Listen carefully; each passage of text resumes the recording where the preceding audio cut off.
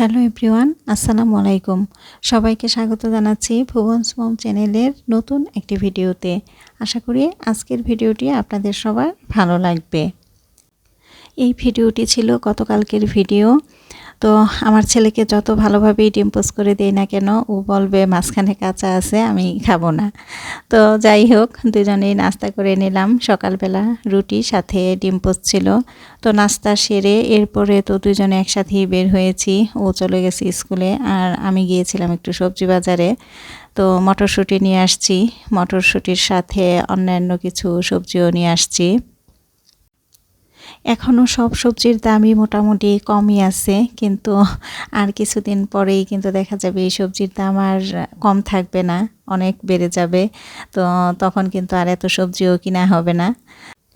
এরপরে তো সবজি বাজার গুছিয়ে তারপরে ঘরের আরও টুকিটাকি কাজ করে তারপরে চলে আসছি দুপুরের রান্নাটা করার জন্য।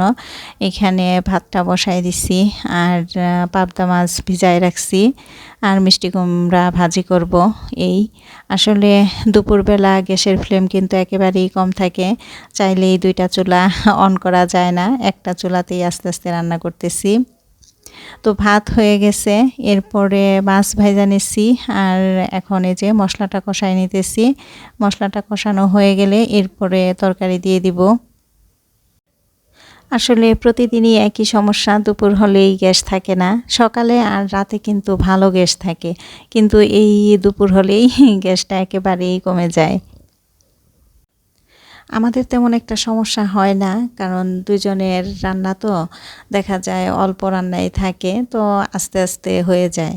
একটু সময় লাগে বেশি, কিন্তু হয়ে যায়, তেমন একটা সমস্যা হয় না। তো মাছ দিয়ে দিলাম, কাঁচামরিচ ধনেপাতা দিয়ে তারপরে নামিয়ে ফেলবো। মাছের তরকারিটা তো হয়ে গেছে। আর এদিকে এখন মিষ্টি কুমড়ার ভাজিটা বসাই দিছি। এখন কিন্তু আস্তে আস্তে গ্যাসের ফ্লেমটা একটু বাড়তেছে, দুপুরের রান্নাটাও শেষ হচ্ছে আর গ্যাসটাও বাড়তেছে। তো দুপুরের রান্নাটা তো কমপ্লিট হয়ে গেল, মিষ্টি কুমড়া ভাজি, পাবদা মাছ আর ভাত, এই আজকে দুপুরের খাবার। তো আমার ছেলে স্কুল থেকে চলে আসছে, ওর আবার প্রাইভেটে যেতে হবে, তো ওকে এই জন্য আগে খাবারটা দিয়ে দিলাম, ও খেয়ে নিতেছে। আর ও চলে যাওয়ার পরে এরপরে আমিও খেয়ে নিছি। আর এখন হচ্ছে বিকালবেলা। তো বিকালবেলা তো আমার ছেলেও প্রাইভেট পড়ে চলে আসছে, আর আজকে আমিও হাঁটতে যাই নাই। তো দুজনে মিলে মটরশুঁটি বেছে নিতেছি। আমার ছেলে বলতেছে আম্মু আমিও বাছবো, তো আমি বললাম যে আসো একসাথে দুজনে গল্প করি আর মটরশুঁটি বাছি। দুজনে গল্প করতে করতে তো খুব অল্প সময়ের মধ্যেই মনে হলো যে সবগুলি মটরশুঁটি বাছা হয়ে গেল। আসলে কথায় কথায় সময় চলে গেছে। মটরশুঁটি সবগুলি বাছতে বাছতে কিন্তু মাগরিবের নামাজের আজান দিয়ে দিছে। তো মাগরিবের নামাজ পড়ে তারপরে এখন আসছি চুলার কাছে। এই যে চুলায় পানি বসাই দিছি, এখান থেকে কিছু মটরশুঁটি আমি ডিপ ফ্রিজে সংরক্ষণ করব। তো মটরশুঁটি ভালোভাবে পানি দিয়ে ধুয়ে নিতেছি।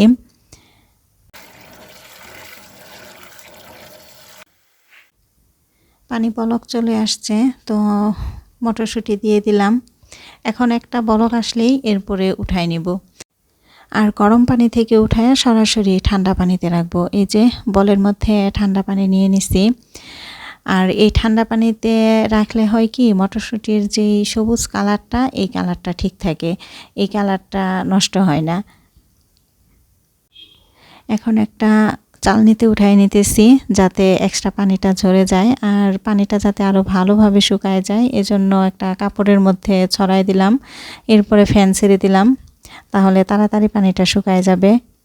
মটরশুঁটির পানি এদিকে শুকাতে থাকুক, আর এদিকে আমার ছেলেকে একটু নাস্তা বানাই দিতেছি। তো নাস্তা বলতে পাটিসাপটা পিঠা বানাইতেছি। পাটিসাপটা পিঠা তো আমার ছেলের অনেক পছন্দ। তো পছন্দ ঠিক আছে, কিন্তু তার শর্ত আছে, পাটিসাপটা পিঠার যে খিরসাটা, এই খিরসাতে নারিকেল দেওয়া যাবে না, কারণ সে তো নারিকেল পছন্দ করে না। আর আমিও ওর পছন্দ মতোই খিরসা বানাইছি, নারিকেল দেই নাই, শুধু দুধ দিয়েই বানাইছি। তো এভাবেই এই যে পাটিসাপটা পিঠা বানাই দিতেছি পরে।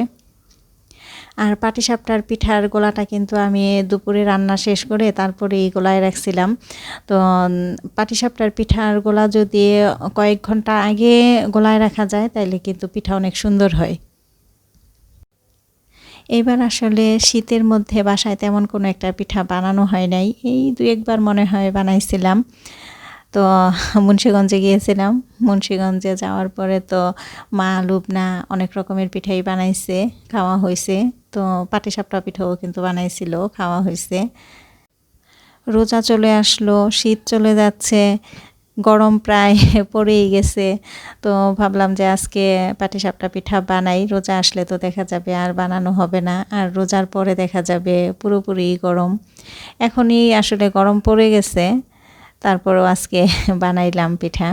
তো আমার ছেলেকে দিয়ে আসি, ও খেতে থাকুক। এই যে ও ল্যাপ গায়ে দিয়ে শুয়ে আছে। ল্যাপ তো এখন লাগে না, তো বিছানায় আছে, এই কারণেই আসলে গায়ে দিয়ে রাখছে। ল্যাপ উঠায় ফেলবো, রোদে দিয়ে তারপরে রেখে দিব। তো আমার ছেলে এখানে পিঠা খাইতেছে, খাক। আর এদিকে মটরশুঁটির পানি কিন্তু একেবারেই শুকায় গেছে, তো মটরশুঁটি এখন আমি বক্স করে রেখে দিব। আর মটরশুঁটি এইভাবে কিন্তু রাখলে দেখা যায় অনেক দিন ফ্রিজে রেখে পরে খাওয়া যায়। মটরশুঁটি তো আসলে বিভিন্নভাবেই খাওয়া যায়, সবাই পছন্দ করে।